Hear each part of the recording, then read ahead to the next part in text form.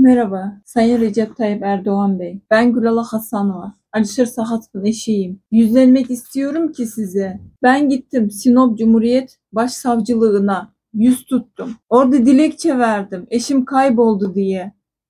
Ama yazdılar bana bunu var ya.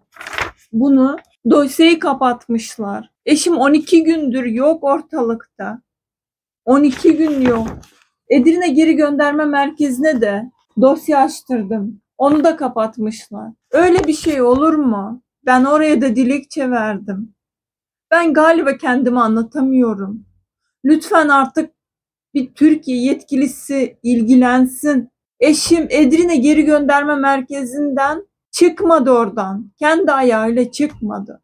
Ona adam gibi eminim ben. Lütfen yapmayın böyle. Biz de insanız. Benim 4 çocuğum var. Siz bana bir şey anlatmak, açıklamak zorundasınız.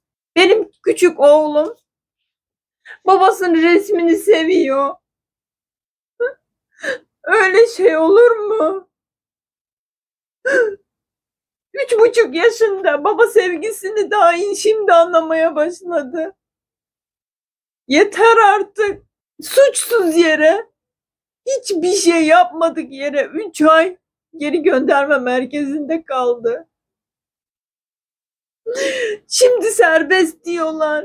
Edirne Geri Gönderme Merkezi var ya, avukata eşimin dosyasını vermiyor. O ne demek?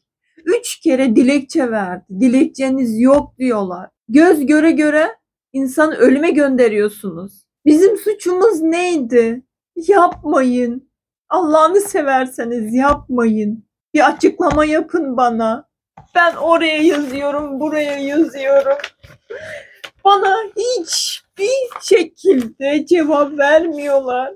Ben çaresiz bir anneyim, çaresiz bir eşim. Benim burada eşimden başka hiç kimsem yok. Yalvarıyorum, 4 çocuğum var.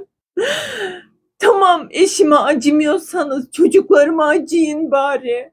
Bir açıklama yapın, araştırılsın. Ben Edirne Geri Gönderme Merkezi'nin video kayıtlarını istiyorum. Eşim oradan kendi ayağıyla çıktı mı çıkmadı mı? İmzaladığı evraklar istiyorum ben. Benim görmeye, duymaya hakkım var.